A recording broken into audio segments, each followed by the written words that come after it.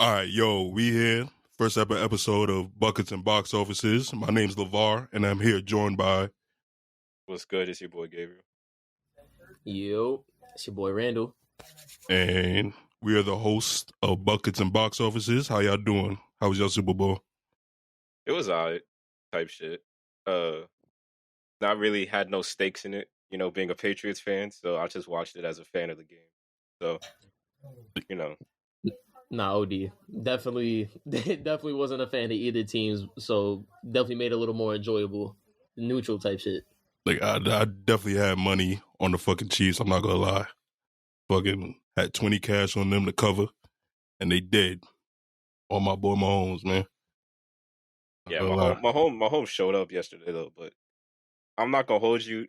Jalen Hurts definitely outperformed him last night. I'm not gonna hold you. Yeah, I was about to say, I really saw the whole, things about the game and everybody praising Mahomes, but I'm just like, we got to talk about Jalen Hurts a little more. Like, he came through, OD on both sides.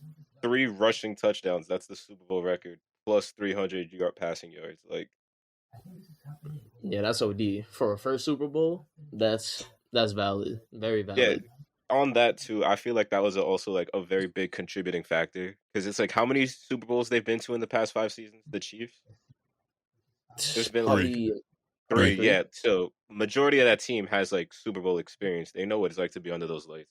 The thing that I felt really hurt the Eagles was this was their majority of the team. This was their first time, except for I think it was Jason Kelce.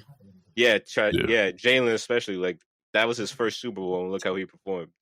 AJ Brown balled out too. Devontae Smith had a really good game too. They all did. It was the Eagles genuinely just performed well. It was just the Chiefs. I don't know. Their offense just slowed down in the second half, substantially, and the Chiefs caught fire. OD by the end of the third, going into the fourth, they started bugging out. Shout out Isaiah Pacheco too. Mm-hmm. Yeah, I was about to mention him too. He was balling out. I feel like the Eagles majority, at halftime, they got too stagnant. I feel they got way too comfortable with that lead. A 10-point lead in the Super Bowl, that's nothing to get comfortable with because we've seen in the past, being a Patriots fan, the greatest comeback of all time. Anything can happen in a Super Bowl, especially with someone like Patrick Mahomes. Someone like that in your gun, I think you would never be afraid of fire. Yeah, I'm not gonna lie. I think a lot of people seem to forget, except for Chiefs fans. I'm pretty sure they already knew, but a lot of people seem to forget that 1 year they won that Super Bowl before the Bucs won that Super Bowl. They really had the entire playoffs them trailing, in every single game. They got a comeback victory in every single game. Yeah, but they also had Tyreek Hill, right? Yeah, they were down, and they don't have Tyreek Hill last night, and look how they performed. That's another thing. Yeah. I really wanted. That's what impressed me the most. Mahomes' legacy really. This was crazy for him because in the beginning of the Super Bowl, the beginning of the season, a lot of people were definitely doubting the fact that the Chiefs could somehow run it back and get back with Tyreek being gone. He really did prove that Reek actually needs him. Yeah, mm-hmm. But that no. I don't feel like Tyreek needs Mahomes because let's be honest, another big surprise this season was the Miami Dolphins. Yeah, the Miami Dolphins. They really showed up. They really pulled out the ultimate performance this season. Because if this was 2 seasons ago, Miami Dolphins were. Let's be honest, they were a joke. Let's keep it a step. Yeah. But now they're a what? They went from being barely making it into playoffs, and now they're in wild card. In 1 season, that's a really big jump, especially us with Tua and all the concussion protocols that he was going through with all that medical stuff that he was going through. Yeah. And they were still. What was you gonna say? Go on. I was gonna say and especially in this division that he's in, because it's it's a stacked Miami. division. It's right now that Brady's gone, the AFC East is a lot harder because you have Josh Allen and the Bills. You have the Jets, who are on the rise. They're a team to really watch out for. Aren't the Jets looking for Aaron Rodgers? I swear to God, if the Jets get Rodgers, bro, Giants fans are all going to be livid. I swear to God, because the Jets are going to take over New York. if they get Aaron Rodgers. This doesn't hurt. This doesn't help my my propaganda as a Packers fan. But propaganda. Packers, first of all. This doesn't help. But you know what? I am at this point I'm a firm believer of wherever Aaron Rodgers goes, I guess I gotta go too. Literally. that's how they gotta be, bro. Because what y'all got in Green Bay, y'all don't got the dynasty is falling apart. It wasn't even a dynasty. It wasn't a fucking dynasty. And I don't want to hear after Patrick Mahomes won last night. I never want to hear Aaron Rodgers the most talented could be. All right, relax. Let's not disrespect. I never want to hear that shit disrespect Aaron Rodgers. Let's not disrespect. It's not being disrespectful. I'll give Patrick Mahomes the scramble ability. His ability to run. You can't. He got the edge. He got the IQ. He got the IQ. And let's not forget, this man played baseball, and he got that cannon for an arm. If he wanted to launch it, he can launch it. He got the IQ to match it, and he can scramble. All right, IQ is something completely different. Aaron Rodgers' IQ is unmatched. I've almost never, I can never recount other than the time this season when Aaron Rodgers had that thumb injury, which makes it a whole lot harder, obviously, especially when it's on your throwing hand. Aaron Rodgers knows where to put the ball 99.9% of the time. If you see Aaron Rodgers throw what you may think is a bad ball, it's the receiver's fault. You never blame Aaron Rodgers for a bad ball. And let's remember, he got an MVP with a bunch of nobodies on his back-to-back MVP. A back-to-back MVP. That I can't forget that too. Yeah, bro pulled the Jokic. I'm just saying, Mahomes coming for his crown. Already took it. Mahomes is on the rise though, but I'm not gonna lie. I feel like the NFL is in a really it's in a transitional period because we're leaving that old generation of Brady, of Rodgers, of the Mannings era. This is really the new era. Yeah, this definitely the got next era. All these young QBs, they taking the whole spot. They stepping up. We're done with the Flaccos. We're done with the Mannings. This is the new era. We have Burrows. We have Justin Herbert. Jackson. We have Lamar Jackson. This isn't Tua. This is an era of new generation of QBs. No QB is just gonna stay in the pocket no more. Most QBs are taking that ability to scramble, and most of them got the line to do it. So this is really a new testament to what the NFL has become. I definitely also want to say, don't sleep on the Eagles making it back to the Super Bowl. I'm not gonna lie, they might actually. I feel like they need to. I feel like they need to update their backfield because I feel like that's where they got destroyed. Yeah, they definitely just got to work on their defense. They defense needs a little more tweaking, but offensively, that power is ridiculous. In that third quarter, man, a lot of those touchdowns were honestly, it was up to the corners and safeties. Those two where he cuts in and goes into the end zone, that could have been easily defended. But it's more of that they're building. They have the foundation now. They know what they have, and now they know what they need going into this offseason. So maybe this offseason there's pickups. They upgrade their defense because I know a lot of defenders this season they're going on their off contract, so a lot of free agents are going to be up this season, especially on the defensive end. Not gonna lie, I also want to put this out for the record. In my opinion, in recent years, this might be the best Super Bowl we've ever seen. Yeah, so it was the past few seasons have been predominantly defensive Super Bowls. It's been up to who can outmaneuver the other. Prime example, I know this was a few years ago already, but Rams versus Patriots. The first touchdown was in 5 minutes of the fourth quarter. And now in this Super Bowl, we had 2 touchdowns by each teams in the first. This was a really 73 points is nuts. In the Super Bowl is crazy. Yeah, well, my fault. You go. I was gonna say that it was really the defense didn't really show up. I feel like it was more the offense showed out because it was a real shootout between Jalen and Patrick. Primarily more on Patrick in the third and fourth because I don't know what they did to him in that locker room in the halftime. I don't know what they told him, but he came out a different. Bro, he came out a different breed. 3 straight possessions and 3 straight scoring possessions. That's crazy. Perk Mahomes, I swear. Yeah. Perk Mahomes. But I know he didn't it was boring the way that game ended though last night though. It was that holding call that ruined it for me, genuinely. Yeah. Everybody's saying, oh, it was holding. Like, yeah, I get it. But in a situation like that, Juju was not reaching that. Mahomes overthrew it, regardless if he was Plus, he was behind the line of scrimmage. Like, he was not. That once it's beyond the line of scrimmage, yes, you can call that holding. But at that point, he was. No. Keep going. Finish that. It was like, because it was like when he was turning, Juju was turning. I forget the name of the defender that was guarding him. But when he was turning, as soon as he hit that pivot foot, that's when he grabbed. So once that pivot foot turned, that's genuinely not a good holding call because he was turning. Like, he was trying to tackle. Like, what else do you want him to do? It was an overthrown pass. And let's be honest, from the way that pass looked, even looking at that slow-mo, Juju was not reaching that. He wasn't making that at all. Like, he was way overthrown, and he was like, it's just that late in game and that close.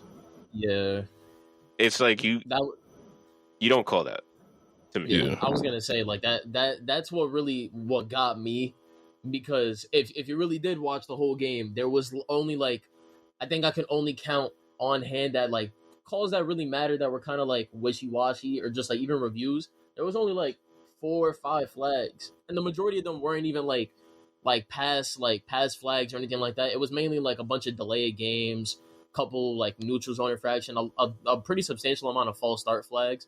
But when you got my whole biggest problem this season too, and just watching these like playoff games, it's always been this season like defensive pass flags, like pass interference, just holdings, all of that. I hate how hoppy they are with those calls, because realistically, if you really want to talk about it, there's usually a flag that can be called on probably like 80% of pass plays. Yeah, like it's just like it's very selective. It's the same way in the NBA where illegal contact happens all the time. Yeah, illegal contact, carries, travels. You could definitely see literally the amount of travels that happens, and they just let it go. Like, but it's like, for me, it's like the last 2 minutes of the game, bro. Yeah, like, you don't call that. At that point, you gotta understand that. Yeah, like if it's definitely a flag, like a blatant flag that's just like it's that bad, you gotta call it. But it's like when you was really looking at the holding call, yes, obviously a defensive holding. Like we know the rules. Like if it's called before the play, obviously it's a flag. But realistically speaking, again, especially even with a pass interference, it's in the rule book. Like they negate the flag if the ball is out of reach. Like if you look at the replay and you see that the receiver cannot, in his like at any point, even without the flag, could have caught the ball, you can't call it. So it's like it's bad. It's especially bad when it's a game deciding play. It was a third down, by the way. And another thing on top of that possession. On top of that, by definition, I'm looking at it right now. Holding is restraining the player to the ability where he can't move. It says it right here. It says the illegal use of the hand or arm to restrain another player who is not in possession of the ball. At any point in that possession, did Juju look like he could not move? He was pretty much moving that entire play. Did he look like did he look like he was kind of having a bit of a tough time? Barely. But he was still moving that entire play. That was the entire game. You saw how many players were like slipping like on that field, like that turf? Like the amount of people that slipped was crazy. That was very crazy. Yeah, that field, it didn't even look wet. Shit was crazy. So do y'all think that Bradbury, when he said that it was holding, when he admitted it was holding, do you think he was trying to avoid a fine or some shit? Almost. I feel like he was just. He was taking the moral stand. He was taking the high ground. He was taking the high ground there, and I respect it. Because it would have looked bad if he said, that wasn't holding. If he said, that was bullshit. Of course, it would look bad, and then they're gonna give him flag for it because. And they're gonna be like, he's a sore loser. Like they're gonna be like, he can't handle losing. Like he took the moral high ground. Yeah. Again, that's my point though. It's like a lot of these plays, like 70 to 80% of the time, if you really dissect the play, there's going to be a holding call or like a illegal use of the hands every single time. It's just a matter of whether or not the refs A, see it, or B, just decide to call it. Speaking of that, am I the only one that felt like last night the Chiefs got way more calls on their side than the Eagles did? I'm not gonna lie, I really don't know how to feel about that.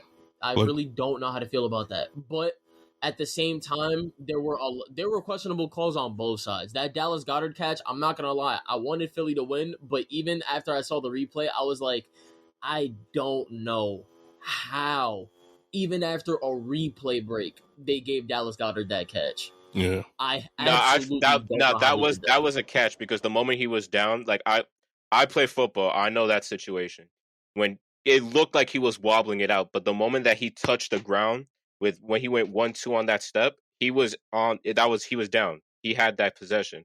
When he had both feet down going out of bounds, that's when he lost lateral control of the ball. It's more like he had control of the ball, but he realized where he was going, so maybe it could have been like he was loosening it up because it was like the way it looked in the slow-mo, it was bobbling in his hands. But both feet were down when he had full possession of the ball. The moment he started really bobbling was when he was going toward out of bounds. That's why I kind of like let that one flag because like regardless of it, he was going out of bounds. It was shaky though. I will say that. It was like earlier with AJ Brown too. We could have sworn that shit was a catch, but you look back at the replay and it wasn't. So it was very weird. I was watching that game and I was really like, okay, I see exactly how this game is gonna go. It's gonna be an eye for an eye with these flags or like these reviews and catches. Mm-hmm. Someone's gonna get something. Someone's gonna like get it negated. A lot of people are gonna get mad. And I really did. I saw it coming that the refs were gonna somehow like really mess up this game. Regardless. I'm not even gonna say like the refs really like played like 99% of the part. The game was great. It was a really great game, but man, there's an asterisk to it with that holding. I'm not gonna lie to you. Inside the 2 minute penalty is not good.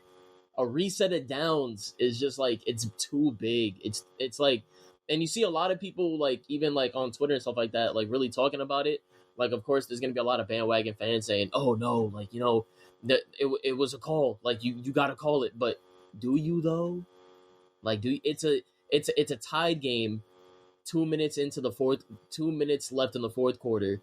It would have been a turnover on downs. They probably would have gotten a field goal. Honestly, I forgot where they were. They were probably, I think, at like the 45-yard line to the touchdown, to the end zone. So maybe it would have been a field goal. Maybe they would have turned it over. I don't know, but it really did hurt. But I did, and I said it while I was watching it too. When the Eagles scored that touchdown and got the 2-point conversion, they got it a little too early. And it sucks because Kansas City is one of those teams you cannot leave them time on the board. Andy Reid is way too smart of a coach. Mahomes is way too talented of a quarterback. He's one of them guys. You cannot give them time. I mean, if I'm gonna be honest, and I'm keeping it a buck here, I personally felt it should have been Cincinnati versus Philly in the Super Bowl. I felt like Cincinnati really got robbed. Okay, because that game, that game is where that's where like my biggest gripe with the NFL came along, because it was like if you watch that game live, the amount of flags that went toward the Chiefs was crazy, and the amount of shit that like slid from the Chiefs side, like the amount of roughing the passers that got slid, pass interference, holding that got slid by with the Chiefs. I personally feel like they really got robbed. And I feel like that's going to be a contributing factor for them next season, because I feel like Joe Burrow is genuinely one of the next ones. Like, I genuinely feel like Joe Burrow, like he's turning into something, because like from his college run going into the NFL, and he's just been continuing evolving, and he got Chase on his side. Like, he just has no reasons to like digress instead of just improving. Where do y'all rank him in terms of quarterbacks, Joe Burrow? Right now? Burrow. That's hard. I have to really look at the NFL. I will say he's top 10, though. I will say he's top 10. I'm not even going to think about it. I really do think he's top 10. Top 5 is a really big stretch. But I would put him over right now. I would put him over Russell Wilson. I will put him over for sure. For sure. If I'm gonna keep it a buck, I'm putting him over. As good as he looks on the field, I'm putting him over Kirk Cousins. Okay. Kirk Cousins lost in Daniel Jones. I understand. By Giants. Daniel Jones is another one. It's like I feel like Daniel Jones is like a fan, because it's like he can either be on or off. It depends on the week, like genuinely. If he has to develop that IQ, Daniel Jones. Daniel Jones has to He's young, so you got to give him some benefit of the doubt. But yeah, get that IQ up, Daniel Jones. I mean, Vanilla Vic. Come on, Vanilla Vic. I'm not even a Giants fan. I'm not even a Giants fan, but Vanilla Vic, we not going. And Saquon, that boy is mobile. I like my team's future. I love it. I love it. I respect it. You guys definitely. I'm looking at the Giants line right now. You guys definitely have a very good like offensive line from linemen to receivers. You guys definitely have like a roster. I just feel like you guys need more veteran presence on this team. That's what you guys really need. For sure. Saquon is like he's getting old, but like let's be honest, like half of the seasons he's been out. Yeah, like that's not his fault either. This season he was a damn monster. I'm glad. I'm glad for Saquon. This is exactly what everyone in New York's been waiting for. What were his stats? Holy damn! Yeah, 1,300 yards. Yes, he bugged out. He bugged out. Yeah. That nigga was inserting his dick into defenses, man. He took that. He's in that top 3 spot without a doubt right now. He's in that top 3. You know what else is top 3? Don't tweak. The halftime show. Man, that halftime show. In this decade, yes. This decade, yes. In this decade, yes. In the 2020s. 100%. No, because really though, I don't want to say of all time. I don't want to say of all time because I know for a fact barely any of us, especially given our age, can remember them 80s and 90s halftime performances. Yeah, like I definitely cannot like recall. I can recall who performed, yes, but the quality, no. But I will say in this decade, I'm giving it top 3.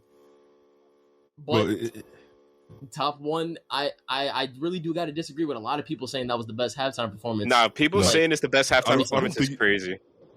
Yeah, I don't think it was even better than last year's. Honestly, bro, I don't think it was better than Kendrick's. I don't think it was better than Kendrick's. Kendrick brought out Snoop. That was last year. He brought out. Wasn't like the weekend last week? Oh, that's I forgot who it was. It was Dr. Dre's Super Bowl. Yeah. That halftime was crazy. He brought out everybody that wasn't Dr. Dre was a guest. Was a cameo. Mary J. Blige, Dog, Eminem, 50. No, those are all guests. But I will say, I personally did enjoy Rihanna's more than last year's. But it's close because obviously it's a lot of nostalgia having all them like 90s rappers. You got Kendrick, you got Mary J. That's all great. But me personally, my only gripe with this Super Bowl halftime performance is this shit could have just been a little bit longer. I understand, usually they only have like 12 to 15 minutes like for the set, but me not hearing hey Mr.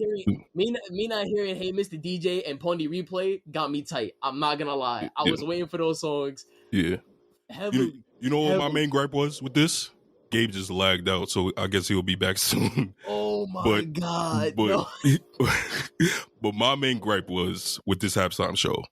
She didn't bring out Kanye West for All of the Lights. If Kanye West could have, you know what? Why didn't she bring out Kanye West? I'm gonna be very careful. Look, we're not gonna have this whole discussion about Kanye's mental health, but I'm just gonna say if he could have just not bugged the fuck out in recent years, he probably could have been a guest performance. He probably could have been there. Go ahead. It did hurt. It did hurt. I really wanted to hear him. Bro, literally all of the lights and just like Run This Town right after. With Jay-Z coming out. Oh my God. Jay-Z was in the crowd. I was like, damn, bro, you should have been down there. You should have been down there. Like, and you know what? Yeah, that's my fault. That's my fault. My fault. My shit just tanked. You good. But A$AP Rocky, you know what? I respect it. But at the same time, we have a problem. We really do have a problem. Yeah, bro. I want something bad to happen to that nigga. Shout out Rihanna. You know what? Shout out Rihanna for probably this. It's probably undeniable at this point that she's yet again pregnant. Clearly, but there's no way we were robbed. We were fleeced. We got fleeced out of Rihanna doing a whole choreographed routine. You know, you do what you got to do. Like she did what she could with a baby bump, but like my nigga, Yeah, I'm not gonna hold you. I'm not gonna mention that nigga by name. The backup dancers she had were killing it though. Those dancers they were bugging out. I love that. They that were was killing great. It. Their backup dancers really showed great. out. Like that was amazing. The set was amazing too, looking like Battlefield from Smash. Like that's crazy. Like that's fire. Them memes was unrelenting. Memes were fucking hilarious. Bro, there was one where it showed Captain Falcon doing the punch. They were like, Rihanna, watch out. He was doing the Falcon kick, bro. Yeah. I see that. That was fire. Nah, but a nigga from Harlem knocking her up twice. I hope they sell his discography somewhere else, bro. I hope he don't ever get access to it again. I'm praying on his downfall. I'm praying on that nigga's downfall. You got the nerve to not release any good music recently, and you're not contributing nothing to the game right now, but making everybody upset. I'm not gonna lie, A$AP Rocky, you're on a list. He's just good for an occasional laugh. Like his rant about slipping on semen in Swedish prison makes me laugh sometimes. That's all he contributes to society. The best contribution to society from A$AP Rocky in recent years is his verse on that Metro Boomin album. We not gonna get it twisted. That's just about it. But Takeoff carried him on that. Don't forget, Trump got that nigga out of jail. Don't forget that. But yeah, my brother in Christ, you know how long ago that was? Swedish prison. Like A$AP Rocky, man, you either gonna give us a good, because apparently he got an album coming out soon with Metro. If it's trash, we on your ass. Dead ass? We on your ass. Yes. He coming out this year. God knows. This year? Yeah. Right? Maybe. I'm gonna have to look it up. But if it's trash, A$AP Rocky, count your days. Count your days. It was a good, but all in all, I feel like it was a good performance. Everything was good. The Super Bowl I felt like it was really good, except for that holding. I feel like that really put an asterisk on the Super Bowl. Had a lot of great moments. That Patrick Mahomes not touchdown run, that scramble in the fourth. That was OD. Not gonna lie. On one leg, fuck Ben Simmons, bro. I swear to God, that nigga has a vagina. Yeah, we not gonna go. Actually, you know what? We gonna save that for when we do that slick transition into the trade deadline. But yeah, fuck you, Ben Simmons. Honestly, yeah. I mean, 4-3-3 in your last outing. Count your days too. You're gonna be bowling in Shanghai very soon. Don't worry, we gonna get you out of there. Fucking, he's gonna be paying with DoorDash employees. You gotta be playing with Spencer Dinwiddie, who got traded just to come back. Like that's crazy. Fucking, like, lost his starting spot to fucking Dorian Finney-Smith. Who's a great player, but I mean, to see it. Come on. We're not gonna forget that Ben Simmons had a LeBron ceiling. Yeah. What, 6'9" point guard? Like he had it all. Like he could have been something different. This man gets a 90. This man gets one of them goated Galaxy Opal cards, Dark Matter cards in 2K every year for what? For just showing up. But that's just my opinion. I feel like, honestly, next season, with the way the Eagles look this season, they're going to be a genuine problem. I'm telling you, bro, that NFC, I mean, be careful. Be careful with them Eagles. Philly, being from New York, we can't really respect that. But if we know Bull, we got to say it. They look promising. Respect. You got to put respect where it's due. Facts is facts. For me, honestly, the Giants don't need to win. I just need to see the Cowboys lose, honestly. And that is a universal. Them booing Dak Prescott had me absolutely crying. Yeah. That was crazy. For sure. I don't think they realize like we're witnessing greatness in Patrick Mahomes right now. Yeah, no, he's chasing top 3 quarterbacks of all time. Yeah, he's getting there. He's moving. Way. He's moving. What do y'all rank him right now? Have y'all had time to think about it? All time. I have not had time. But what I will say is I'll probably say this and I'll probably get some flag for it because honestly, I really don't know how many quarterbacks there really are that could really be notable other than, the big names. But if he's not already in top 10, he's at the gate. Let me actually see what the actual top 10. Let me see. Because obviously off name, it's really easy in no particular order though, because we're not going to get into that. Brady, Rodgers, Breeze, Peyton Manning. If we're Joe Montana up there. If we're gonna add some old heads in there, Joe Montana. What else am I missing? How many Super Bowls does Breeze have? One, I think. One.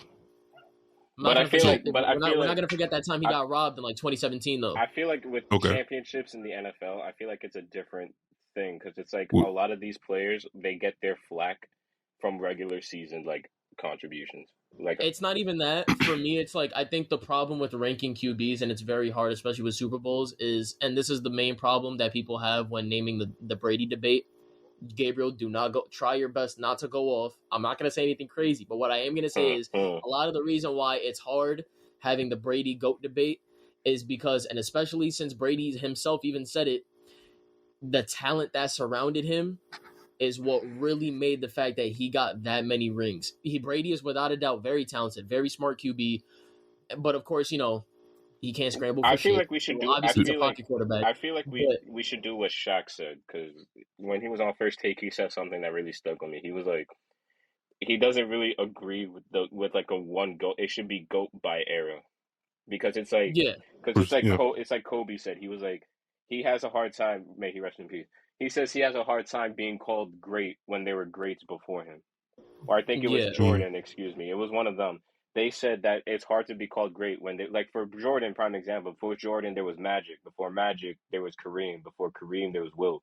Before Wilt there was Bill. Like, it's like in conversations like that, it's always hard. That's why I feel like it should be by era. Because if we're gonna go by 2000s, like, Brady's the GOAT. If we're gonna go by the 2010s, the 90s, like, there's GOATs of those eras specifically. Mm-hmm. Yeah. But back to your point, Randall, about Tom Brady and the talent that surrounded him. You don't think that he elevated his talent, the talent around him? I think in a way he definitely did.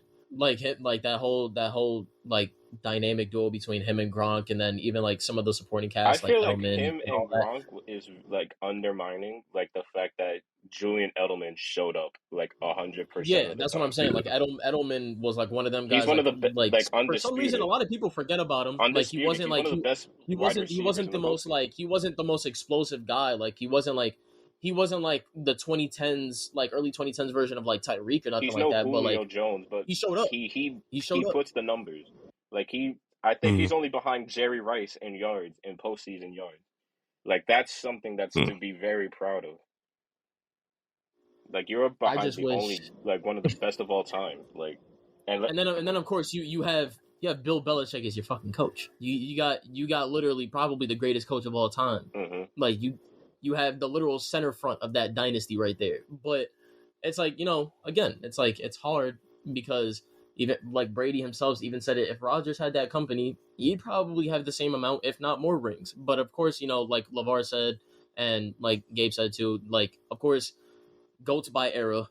And even it's really no shame in having some people like literally right there next to each other, because again, Brady and Rodgers, it wasn't just Brady's like era, it was both their era. But early 2000s, moving into the 2010s, of course, that Hall of Fame resume is insane. It really is insane. It's crazy. Like, if you were really look at Brady's career, like breaking it down, he really has like 3 separate like Hall of Fame careers throughout his career. Like he balled out in like in 3 separate sections of the past 20 years. Like, same with LeBron, which is like crazy. Yeah, the longevity of their careers. But that just goes to show you what happens when you when you play long enough. When you play long enough, and then you're great. On top of that, you're bound to really shake up a whole bunch of records. It's crazy. I would definitely put Mahomes in the top 10, because right now, I would definitely put Mahomes over John Elway. I would definitely put him over the Broncos quarterback from back in the day. I would put him over, if I'm gonna be honest, I'm putting him over Brett Favre. I'm gonna be honest. Okay. I'm definitely putting Mahomes over Brett Favre. Like, Brett Favre, he has all the stuff to his name, like he has like 70,000 yards, something like that. Oh, right here, it says it right here. He has 62 completion percentage on 71,000 yards in his career. Like, that's crazy stat. But like, yeah, that's insane. He's like, these pocket quarterbacks can't do what Mahomes is doing. Like, they genuinely can't. So I mean, that's it's a whole evolution debate. It's you got a whole bunch of more people coming in that they realize there's a whole lot of elements to the game you got to adapt to. Like, there's in this league, there is no more room for quarterbacks that can't move out the pocket. You gotta be able to get out of there. It's gonna be, you gotta be a generational and I mean, like, you gotta be the one of one if you're gonna be a new quarterback in this league. and you can't move out the pocket. I feel like that's going to be Justin Herbert, because Justin Herbert doesn't have that run ability yet. But he can. He's shown he could move just a little bit. I mean, he's not. Of course, he's not Brady. He's not somewhat Rodgers. Rodgers added that element into his game just a little bit, but like everybody in this league now, you got to start paying attention. It's like they all got that ability. They can start moving out there. They could. I mean, there's no excuse. You got Daniel Jones. Yeah. You got Daniel Jones, white as he is, moving out that pocket like he's Vic. No talk. Like you gotta add these elements to your game. Sooner or later, we're gonna start having more ambidextrous quarterbacks. I mean, come on. Yeah, Mac Jones. Put respect on his name. You know what I'm saying? Like, come on. He's up there with him. Come on. Come on. We're not gonna talk about Mac Jones right now. Mac Jones. I respect it though. I respect it. Fuck Matt Patricia. But Mac Jones is crazy. Shit, man. He really out here balling with no receivers, and he still had 2,900 yards. Like he's showing that if you give him the weapons, he'll be alright. Because that's what the Patriots really need. We really in the receiver category right now. Like we have. You can really say that. You could say that about a lot of teams, though. Every team has that one missing piece. Usually it's receivers, but it's a whole. It's because the Patriots have become more recently a more. I was feeling like that the Patriots more recently we have become a more defensive oriented team, because in the past, since Brady left, we have had consistent players in the DPOY conversation. We had Matthew. We had Jude. I for the life of me, I can't pronounce his last name. Matthew Judon. Judon. I was gonna say Gideon. Mm-hmm. That's crazy. That's crazy. We had Matthew Judon. We had Stephon Gilmore. We've had consistent players, even though he's not with us no more. But Stephon Gilmore was a DPOY under the past. We've had that caliber. Our defense has become spectacular this season. Because a lot of these Patriots games that happen this season that we lose, low scoring as hell. Like we hold them. Like we know how to hold them. One person we haven't mentioned at all is Travis Kelce. So I am not gonna sit here and say that just yet he's the greatest tight end of all time. If that's what you're gonna, if you're gonna open with that, I will say that. I was not yet. I was planning to. I was planning to, because that nigga. Ooh, I fucking love him. But he's a lock. He's a lock. But you mentioned Belichick and Gronk and Edelman when it comes to someone possibly detracting from Brady's GOAT debate. Do you think that Mahomes playing under Andy Reid and with Travis Kelce kind of detracts from his greatness? Not really, because it's really hard to compare them, because we already know the dynasty that was built in New England. That is quite possibly the reason why a lot of people hate New England, is the fact that they just legit were that good. There was times when that giant Super Bowl, that's why everybody loves Eli. That's why everybody loves Eli. He was the one. He took down Brady in a very prime era. Gabe, I'm sorry, but anyways, I'm just saying, it's like we can't be there just yet, but I can see sparks of it already. That this is exactly the reason why a lot of people hate the Chiefs right now, is because they know what the Chiefs can be. The Chiefs without Tyreek still went 13-3. And even though they probably shouldn't have made it to the Super Bowl this year, they did, and they won it. Mm-hmm. They probably should not even won the Super Bowl, but they did. So, only got 2 rings so far. It's nothing close to what the Patriots had. Then again, that whole stint was a very long time with Brady and the Pats. Mahomes has only been a starting QB for 5 years, already got 2 rings, 2 of them things. That's what's crazy. It's only been 5 years. Yeah. That's why his greatness is so crazy to me. And it's not crazy to me that people are ranking him in the top 5 already, because they see his potential. Top 5 right now, of course. Top 5 all time. We got to be careful. I'm talking about. We got to be careful. Okay. It's recency bias that's talking, but guaranteed, Mahomes is top 5 at the end of the day. I mean, he's probably already a first ballot Hall of Famer. God forbid he were to just be done right now. But we gotta. in every aspect of sports, we really have to be careful and slow our roll when we say when we start placing players in like all-time categories in every single facet. Slow your roll. They're just now breaking onto the scene. Mahomes isn't just now breaking onto the scene, but he's just now showing like sparks of GOAT in him. But we gotta let him cook. Let the product cook. Right. He's not top 5 all time yet, but yeah. But all right. Speaking of sparks of GOAT, LeBron break the all-time scoring record with transitioning to the NBA right now. Should have been a skyhook. It should have been a skyhook.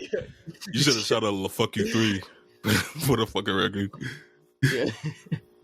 But yeah, LeBron broke the record, so he's an all-time scoring leader. And how does that affect the GOAT debate? I know we talked about eras and all that, but at some point you have to look at the careers and compare them. Mm-hmm. And how do you think LeBron compares? I personally feel like LeBron, he's been the GOAT in my eyes personally since 2018, when he took that lineup to the finals by himself. I feel like ever since that and the season he put on in 2018, which is one of LeBron's undoubted best seasons, he did all that with genuinely no star power at all besides him. Like, he by himself went through the Eastern Conference Finals with the Cavs, and he took them to the finals to only be taken down by Durant and the Warriors. I'm not gonna lie. I was watching that game. I was like, eyes like halfway shut watching LeBron break the record. And I'm thinking like, damn, I lost my train of thought. Fuck. it might come back. It might come back. Yeah, keep talking. It'll come back. I feel like LeBron, though, like, at this point, like, I feel like what growing up is realizing LeBron is better than Jordan. I think it's time, like, we acknowledge that. Because it's like... that's what I was going to say. I think Jordan, to me, is still the GOAT.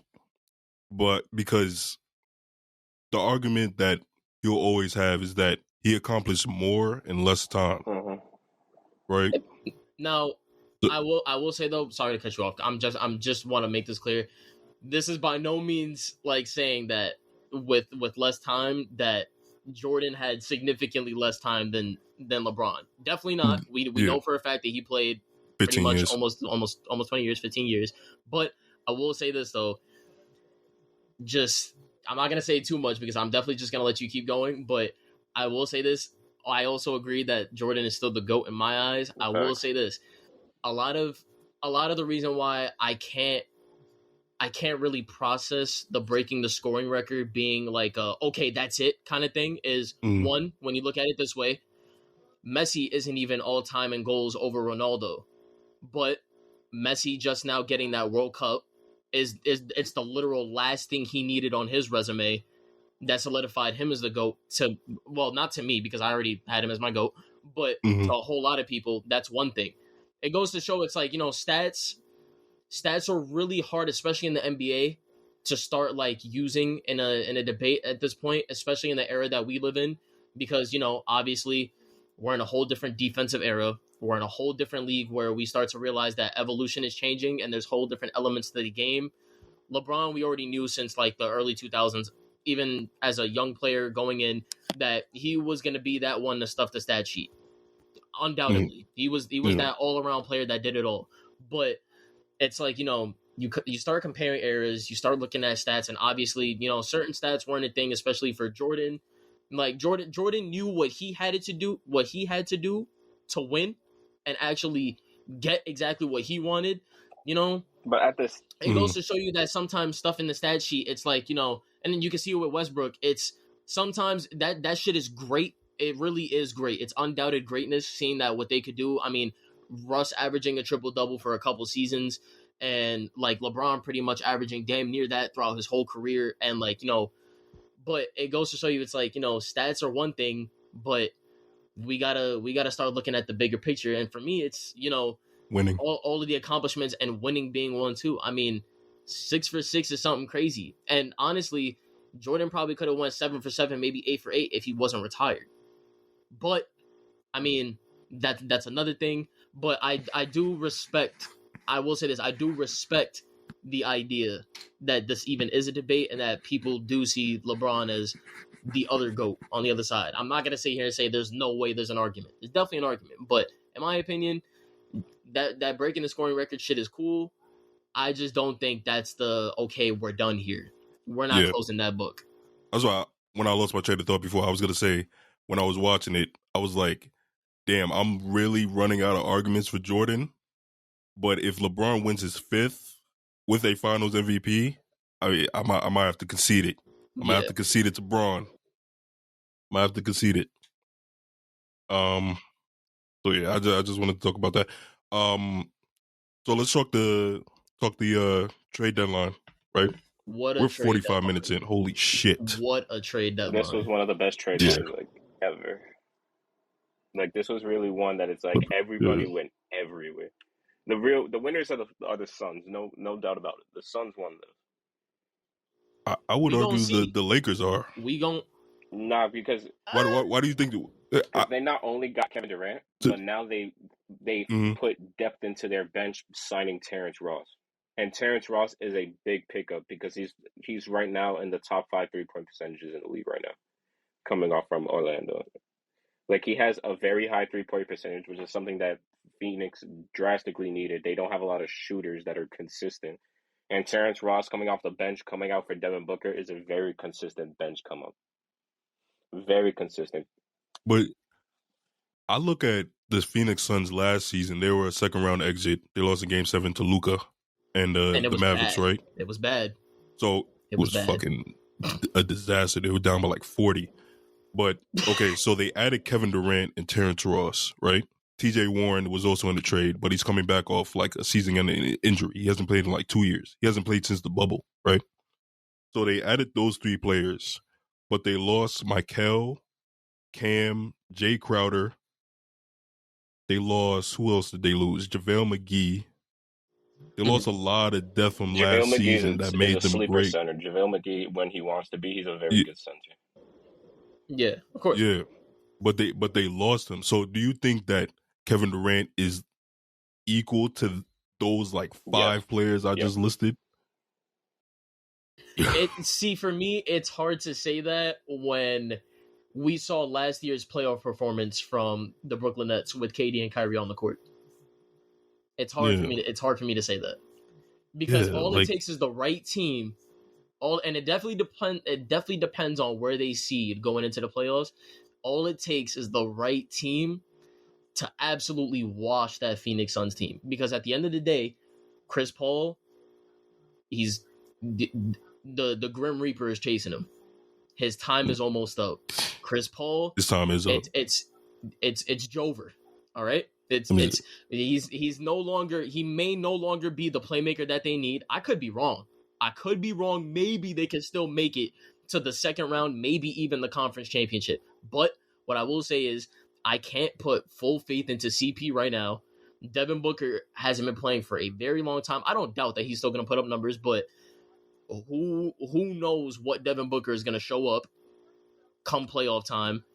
KD will probably show up. It's probably inevitable, but I really cannot say with full certainty that A, they even won the trade deadline, or B, that's the missing piece they needed. I will say an insanely good pickup, but we got to understand that the West has completely become way more stacked now. John Morant fucked it up. John Morant was talking all that shit. John Morant was talking all that shit, talking about the West is looking sweet, sweet, pointing red dots at people. It's crazy. He has undoubtedly shifted the culture again with the West being a stacked division, and we are now calling it maybe the Eastern Conference one more time. Shit's crazy. I think it because KD and Devin Booker are gonna come back, and the Suns are only gonna have 20 games to like figure it out and gain that chemistry. They're still top 5 in the East. I mean, in the West. No, I'm bugging out. I honestly don't know. Are they still top 5 in the West? They might be top 5. At the standings, the Bucks are not the Bucks. I was looking at it right now. The Suns are they're number 5 right now. They're technically they're tied. All-Star break is next week. Tied with the Mavs right now. They're tied realistically because they have the same record. And the Clippers. Well, sort of. No, the Clippers are just a game back. That's the problem. They lost their last game, so they're a game back. Yeah, like I would honestly trust the Clippers more in a 7-game series than the Suns. They made some pretty good moves too. Not gonna lie, they picked up Bones Highland. Listen, we're not gonna shit on Bones Highland. He's all right. Bones Highland fucking sucks. But yeah, Bones Highland is an okay depth pickup. It's an okay depth pickup. I mean, they got rid of Reggie Jackson, so clearly they need somebody to fill that point guard spot up. They got Mason Plumlee from the Hornets. They got a shooter in Danny Green. Whatchamacallit? I'm looking at the stats right now. They got Eric Gordon too. They got vet presence. They're building their bench. So that's what they're doing. But do I still trust the Clippers? No. But I will say, decent moves from them. Because right now, if it was right now, it looks like they're getting a Suns and Mavs matchup in the first round. That's what we're looking at. I cannot wait. I'm praying to my God above. With the toxicity on the timeline. No, I genuinely want to see that because I want to see like a matchup. I genuinely would love to see like what Luka will do KD and Kyrie. against KD. Like that's what I want to see. It's KD versus Kyrie, my brother in Christ. This is already a rivalry. We need that. The league needs that. I feel like it's not going to be a first round though. I feel like either Phoenix or Dallas is going to move up. They're definitely not going to stay. Probably not. Those two teams. What I will say is, they're probably neck and neck to see who really did win the trade deadline because those are really big moves. I'm tired. I'm kind of tired of people saying that the Kyrie trade was bad because it's two dominant ball handlers on the same team. Did we forget that Kyrie and James Harden and KD were all on the same team at one point? Granted, they didn't do shit. And Luka knows how to pass. What I will say is, he just has nobody to pass to. When they took the floor, when those three took the floor at the same time, they damn near had an unbeatable record. And they were like 13. So what are we talking? 13 and 3, I think. 13 and 3, I think. Yeah, 13 and 3. So I really don't know where this is coming from. That these two different members of the backcourt, that Kyrie is obviously a pure shooting guard, even though he plays point guard. What are we talking about? That they can't knows share how the to floor. pass. Like Luka is a passer. He's a playmaker. He knows how to create space, like for his players. Like he just genuinely had nobody that can like really, like not discrediting anybody on the Mavs lineup, but like now he has someone that if he creates that space, he can definitely dish it to Kyrie, and he can let Kyrie do it by himself. And if Kyrie misses, Luka could just board up because Luka knows how to get boards too. Like he knows how to. I mean, clearly the man is damn near averaging a 30-point triple double. I mean, do y'all think the Nuggets are still the team to beat? From what I'm seeing right now, possibly. Possibly. I mean, they just got a good center coming off the bench in Thomas Bryant. That's another pickup that people are sleeping on. I cannot believe that Thomas Bryant even wanted out of LA, but I can understand him wanting to be on a seemingly winning team. So I completely understand that. But this nigga said that he hated that he had a diminished role when Anthony Davis came back and got traded to a team with Nikola Jokic. Yeah, bro, you saw I posted that on my story. I was like, I can't believe that. And like you had a better chance staying with the Lakers if you wanted more of a role. AD is still day-to-day. About AD, and now he's going up with someone who's dead ass in the conversation for MVP. He don't miss games. He might win MVP again. Come on, bro. What are we doing? The fuck is your problem? It's a business move. He's going on a seemingly winning team. I mean, they're still at the top of the West. But but the wrong reasons. Reasons. You're not there for a role. You're there for a chip. Let's get that straight. But I think the Lakers are the winners. They got a lot. Don't you think? They did get D'Lo. They got Malik Beasley. They got Jared Vanderbilt out of that. They got Mo Bamba. Mo Bamba. Yeah, like but the Lakers. It's tough to see for now. It's tough to see because they added depth, but we don't know how the depth is going to mesh with the team already. 13th. Like it's crazy to say that. But they might make the play-in and might make some noise. Like I'm not gonna lie, I think they're a lock for the play-in, but I don't know if they're a lock to make it out of the second round. They might make it right now. Sure, okay. Like that's sad to hear, but the Warriors are in the play-in. OKC's in the play-in too.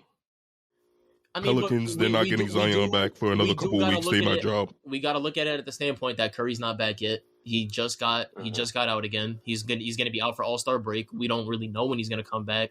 They just got Gary Payton the second back, so that's good. I feel like that's a the good pickup again. Very good pickup in the offseason of getting DiVincenzo. I really feel like DiVincenzo was big. That was also a really good play. They got GP2 back as well. Yeah, Gary Payton the second. But I will say, I am kind of glad that they decided to part ways with James Wiseman. That was a very tricky situation that they couldn't figure out. And I said it before, that low-key, it was a risk, them taking him off the rip. But I really, it was not toxic because that's a big word. But for me, it's like, it was wishy-washy. He kept getting sent back to the G League, coming back, going and coming back. There was really no production coming out of it. Big contributing factor. Yeah, and that was the problem. Yeah.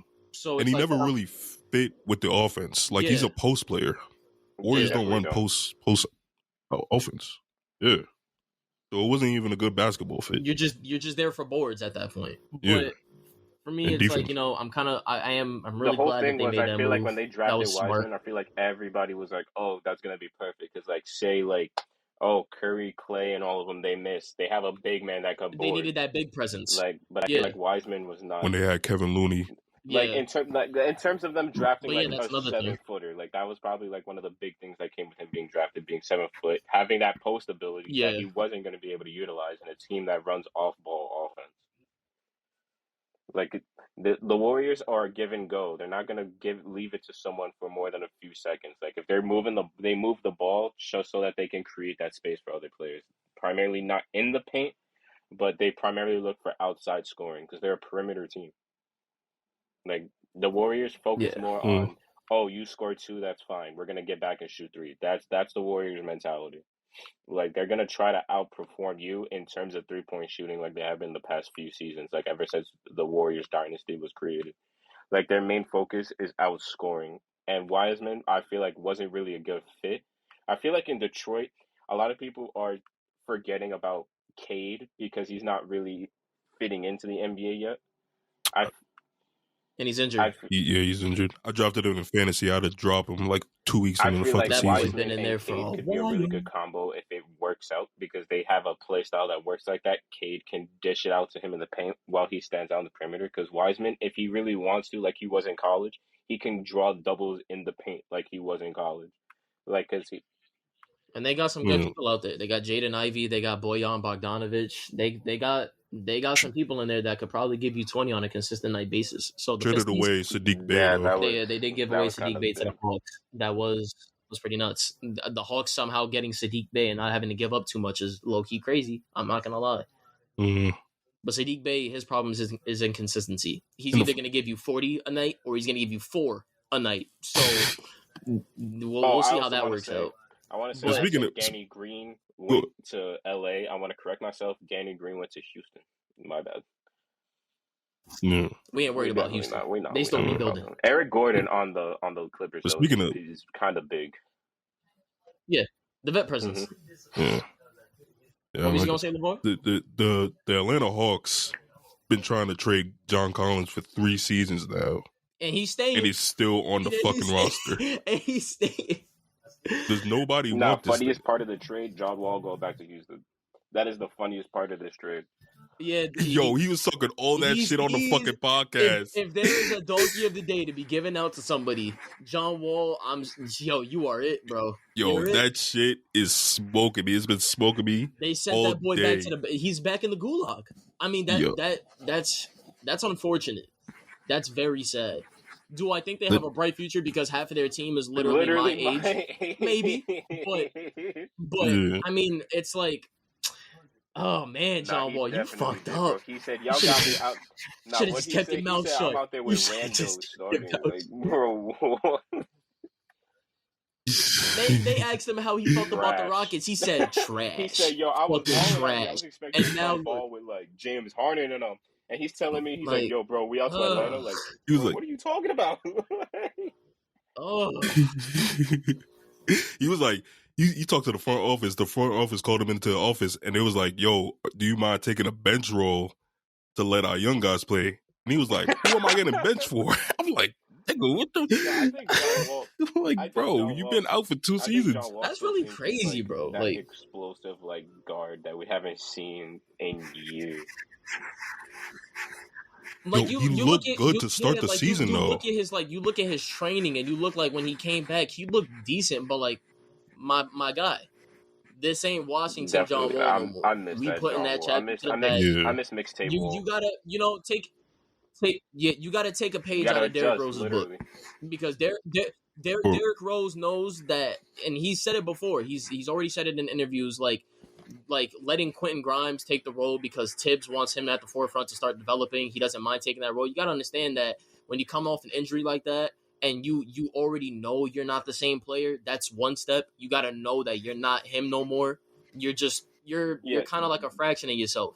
You got to assume a different role. You got to understand you ain't going to be doing the same shit you was doing before. John Wall and D Rose were kind of one and the same with their game. Like, you're not explosive no more. You're not. That's kind of what Melo and Russell Westbrook got to go through without the injuries, of course. Yeah, but it's like you're getting old. You're getting prehistoric. Derrick Rose comment though, like, it's the fact that, like, the thing that I really feel like Derrick Rose is excelling at is, like, he went from that explosive guard. He went from that guard that took it straight to the rack. Like, he can, no matter how tall you are, he was booming your head. He went from that guard to one of the, in my opinion, he's an excellent playmaker coming from what he was. Yeah, he's a more versatile playmaker now. He knows that he's on the Knicks creating opportunities for RJ. Like, he's out there making sure that, because he knows his time is done, he's out there making sure that whatever team he's on, that young core is stepping up, and he's creating that spaces for people like RJ. I'm not gonna say Julius Randle because, man, he's ass. I'm talking about, like, bro, I'm sorry. Julius Randle. Wait. Not gonna lie, D Rose is out the lineup for the Knicks. He is. And I'm not gonna lie. I want Julius Randle off my fucking team. I said this all season. But that nigga has been balling out this season. Again, with LeVar, we had this conversation. I am going to keep my mouth shut, because what did we see out of Julius Randle when they made it to the fucking playoffs 2 years ago? I want him off my fucking team. I'd rather see this team win 20 games than win 40 games with Julius Randle. He's averaging a 20-something point double-double right now. He is. 10 rebounds, 4 assists. That's... Yeah, and look at those numbers. He was having a season like that when they made it to the playoffs and got boomed on by Atlanta. I'm not going to say nothing about Julius Randle. I'm not hyped for Julius Randle. That's why I'm saying I want him off my fucking team. Now. We got RJ stepping up, averaging 20. We got Jalen Brunson. Jalen Brunson scoring. Barely. Jalen Brunson, though, I will give you that. Jalen Brunson, the best contract in the league. Slasher and defender in Josh Hart. That's something that the guard position needed with the Knicks. Sure. It adds a little bit of depth, but I'm not going to say Josh Hart was a huge piece. It was a pretty decent piece. That Jalen Brunson is a real liability on defense, because as good as he is on offense, he's not as excellent on defense. Not putting down anything, but Jalen defense could step up a little bit. But now coming off the bench, Josh Hart coming in for Jalen, that's a good defensive counterweight into what the offense needs.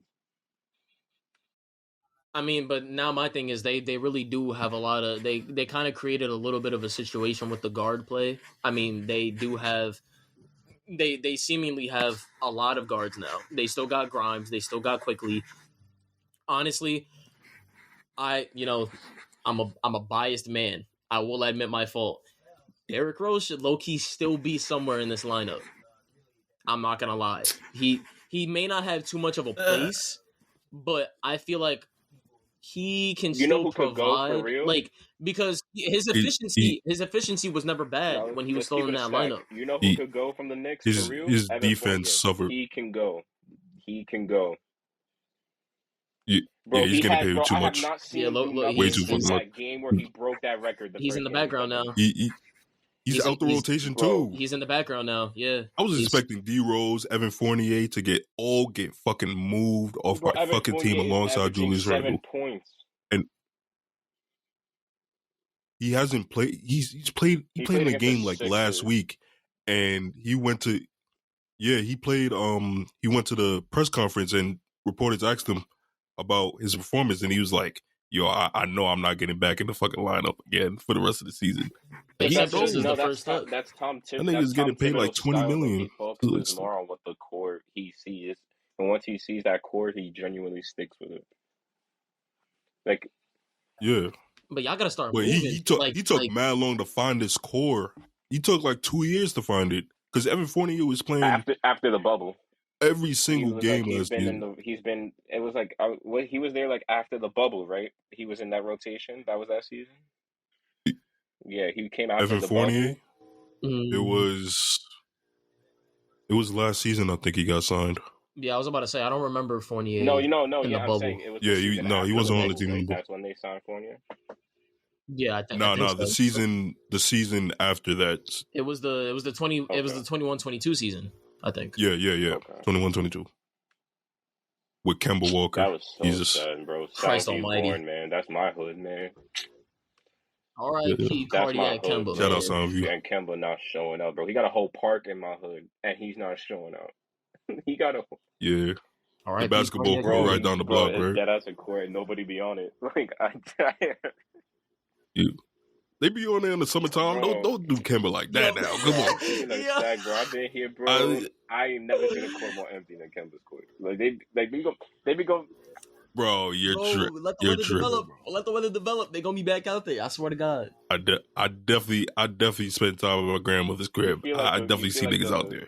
Since you were talking about the guard positions, do you feel like the Knicks need to do more depth in their center and forward positions, or do you think they need? Most definitely. Everywhere. Everywhere. I don't even think that. I low key don't even think that should be a question. I mean, low key they got Sims. They got Sims coming off the bench for Mitchell Robinson, and low key I've been saying this for a minute. We need to figure out that situation with Mitch Rob. How is we need he to figure balling? out. We need to figure that out. Mitchell Robinson. He's been injured. He can't stay on the court. He's worse than Anthony Davis. I will say this: when he plays, it's not the worst. Like he'll put up some stats, but Googled, like, bro, I literally just we gotta figure this situation out. Nick's notebook, no return date yet for Mitchell Robinson. Like, bro, what are we doing? Let me just say, Mitchell Robinson starts the season out great, right? Like great defensive player, and then he gets injured. And then when he comes back, he's never the same player. And then he's out for the rest of the season. Fucking bitch, man. All these NBA players have pussies. The thing with AD though, between their legs, bro. Like people need to remember, like when AD's healthy, he's top 5 problem. Like it's but that's health. The problem. He doesn't stay healthy. I feel like when you're talking about healthy, I feel like you can't really like contribute that, like put that as the asterisk to a player's name, because it's like you can't really judge when that's gonna happen. You know what I mean?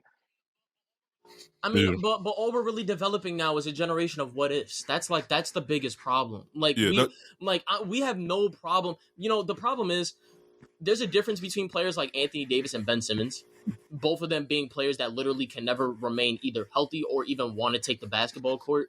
But at least we understand that Anthony Davis is a damn monster when he plays. We're not begging for Anthony Davis to come back, and then when he comes back, we're saying that he's a pile of dog shit. We know AD is a problem. Like, you know, there's levels to that. We know AD is gonna ball out when he comes back. He may not put up shit that he was putting up when he was first on the Lakers, or better yet, when he was on the Pelicans. But we know that he's gonna push shit up. Like, he's gonna do his role. Now we got players like fucking Ben Simmons. And then, like, even like, I'm sorry, like Mitch Rob, and other than that, like, you're just literally a pile of broken bones duct together by some super glue, and you're putting up barely nothing. And AD though is like Ben Simmons is consciously choosing not to play. Yeah, he has too much talent to come off the bench on a rebuilding team. Like, what is the point of all these get paid $35 million doing it? Some of these like Ben Simmons, like let's keep it a stack. I feel like when he was with Embiid, he wasn't even the number one option. Like, he wasn't. Oh, no, definitely not. Because Jimmy was there for a couple of years. Jimmy and Embiid show. That was and the Tobias Harris back then was still looked that was good. the definitive three. If you were to ask anybody from that year, like the top three on that team, it's Tobias. No order, by the way. I'm not saying Tobias is number one, but it was Tobias, Embiid, and yeah, Jay. of course. That three was a solid ass three. Like that was a really solid. And then they had JJ Redick for a season too, shooting. And you have Ben Simmons like doing what? Like you don't hear his name in the conversation. He could have been that playmaker. He could have been that playmaker. He was a great playmaker and he was a great defender. And he hasn't been the same player since he sat out that last season. He hasn't been the same player since he passed out of that damn layup over Trae Young. Trae Young broke this nigga, to this bro. day, people still talk about it. Like, bro, you did us. Yeah, bro. But I mean, like that. That's the constructive criticism that I think Ben Simmons really can't handle. I mean, like you got to take that as a okay, I fucked up moment and move on. Like that's, but he hasn't moved on, and it's crazy to me because when you see his off-season work, he actually does work on his jumper. Like he looks like he can legit be a problem, but when he plays, it's like, was that you? Well, Who cloned you? But I'm saying, what's the point of working on your 3-point shot? Like I seen DeAndre Jordan work on his 3-point shot. Like, what's the point of working on that shit? Dwight Howard's gonna be in the 3-point contest in Taiwan. Ben Simmons, what are you doing? Yeah, like come on. Yo, Ben Simmons is gonna be out the league. He's gonna be in the 3-point contest with Dwight Howard in 3 seasons. I swear to God, bro. Like I can't wrap my head around that. He about to be playing with the Flying Dragon. 2K heads know that one. Like he about to be playing with him over there overseas, bro. Like Ben Simmons don't believe he's purposely like creating his own downfall. Like I understand, like if like the league is evolving, like if that was the reason, like because that's a reasonable like conversation to have. But Ben Simmons, he could have been a part of the evolution. He could have been a part of that changing game. He was supposed to be LeBron. He was supposed to be LeBron. It's the lack of heart and love of the game. Bro, like he didn't improve any of the 4 or 5 seasons he was in Philly. Between like you could tell in Philly, Embiid had his heart in Philly, and Ben Simmons did not. Ben Simmons was there to get a check, and that's it. Embiid was there. Philly don't even deserve him. Philly don't even deserve Embiid, bro. I like the Harden and Embiid duo. I really like that duo. I like that, but they don't deserve that, man. Philly does not deserve these players, bro.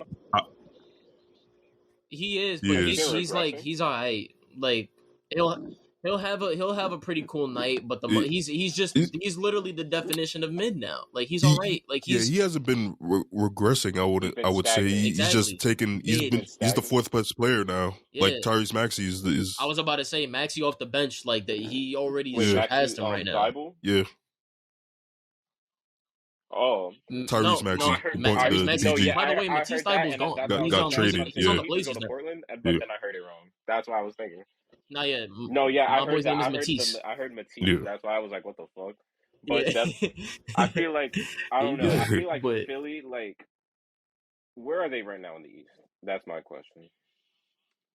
They're top 5. They're like if the season were to end, second, third. They're third right now. They're third. They're third, and they play New York. No, they play Miami. Miami. Yeah, they play Miami. They beat Miami. They definitely beat Miami. They beat Miami. But I don't know with Glenn Rivers and Jim Harden. I don't know. That is true. I don't know. Now bro. the thing that people sleep on is like. Now the thing Miami. I would have put money on it. And I don't care if I get flack for this, bro. Get rid of Duncan Robinson. Get rid of Kyle Lowry. That's what's killing them because they can't pick up nobody because of his contract. Yeah. But nobody wants Duncan Robinson because if Duncan Robinson's shot is off, some teams can use him. Bro, it's Tyler, it's the inconsistency factor. He's either giving you like Tyler Hero shows like he's hit. It's been clear. Tyler for sure. Crystal he's clear. Gonna be like, I'm not gonna say he's gonna be like great, but he's gonna be like a sleeper because it's like people are gonna forget about him in that like in terms of like that. Not forget him. Nah, I don't really know. I think he's the future of that team right now. In terms of like when it comes playoff time, like his name, like people are gonna see like he's a sleeper because it's like he's not like 40-point this and that. He's not gonna be doing all that, but what he does, he's gonna be giving you consistent points on a consistent basis. Like that's what he's gonna do. Yeah. That's why I can't really call him a sleeper because he's already broken out of that shell. Didn't he win? He won Sixth Man of the Year over Jordan Clarkson. I think so. He won that over Jordan Clarkson, right? No, actually, I don't know. I don't remember. But either way, he was in that race, obviously, and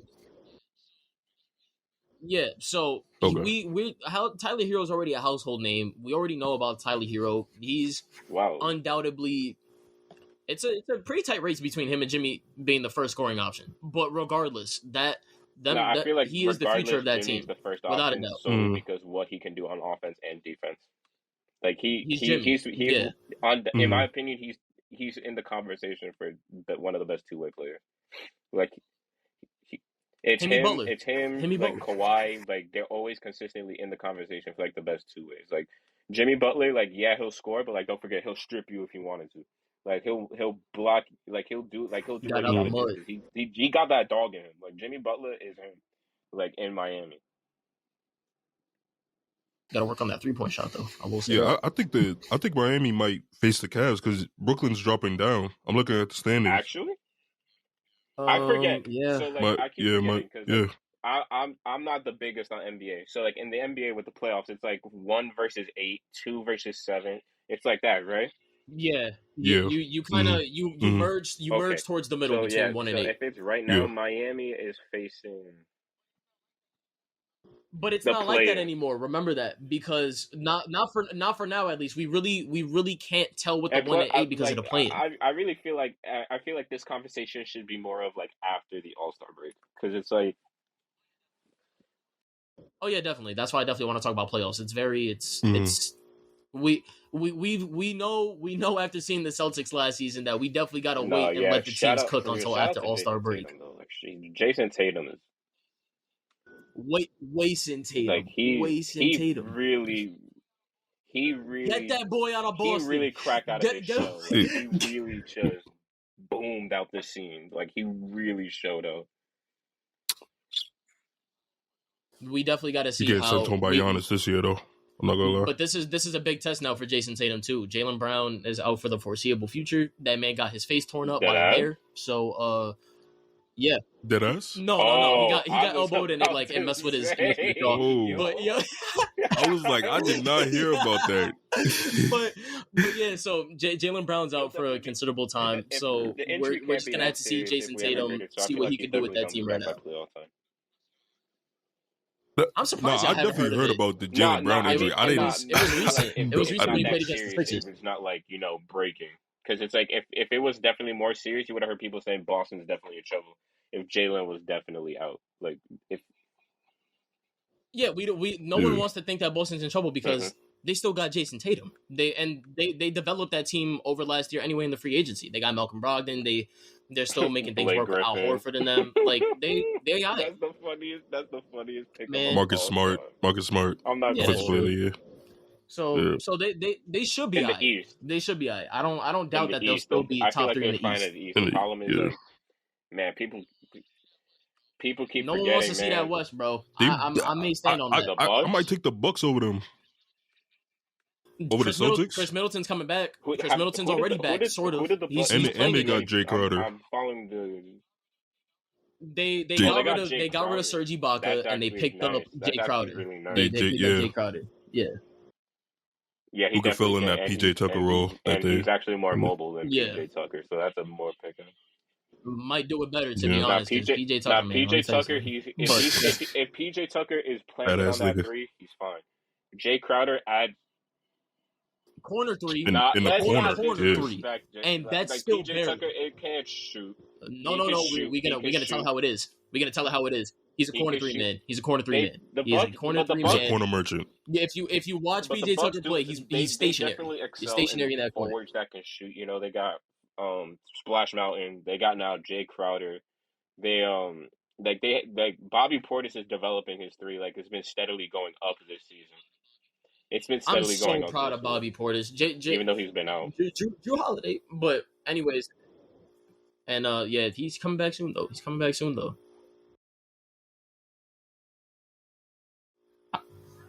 I'm really surprised. Yeah, we can definitely wrap it up. I'm very surprised that we didn't talk about Westbrook. Because it's like I wanted to mention him, but he's gonna be the talk. centerpiece of that rebuilding process in the Jazz. Because is it finalized that he's with the Jazz now? Like, is he staying? Bro, I'll put 50 cash that he never puts on a Utah Jazz uniform right now. He's not playing for fucking racist ass Utah. Playing for racist ass Boston. I feel like he could play. Westbrook could play. He got drafted there though. No, I'm actually looking at that Utah right now. Fall off is crazy. I googled that what you was talking about because it says here that they're actually he's not set to actually make rotation. They're actually speaking about actually using him as a trade piece. It says here. That's because what I'm saying. It says right here. I was very confused. I'm gonna read you a section of this article from ESPN. It says they're negotiating a contract buyout on the remainder of his $47 million salary, and once that buyout goes through this season, it will allow him to become a free agent. And it says here the landing possibilities are the three front runners: the LA Clippers, the Miami Heat, and the Chicago Bulls. Honestly, I was about to say, I'm as a Bulls fan, I cannot believe I forgot about this. The Bulls might actually end up getting Westbrook. No, they've been the front runner for a little bit now. I really feel like Lonzo, DeMar, and Zach. That could have been a real solid three, but Lonzo going down was a real big hit for the Bulls. And I'm telling you, bro, you can. It was a really big blow. Big Lonzo fan. Like I really like LaMelo better. Like I'm not gonna acknowledge that. Like I'm gonna acknowledge that, Hill's like LaMelo better, but like people forget, like Lonzo really changed his whole game, like from where he came in. Like he's a great 3-and-D player, great playmaker. Lights out in college with that broke ass jump shot.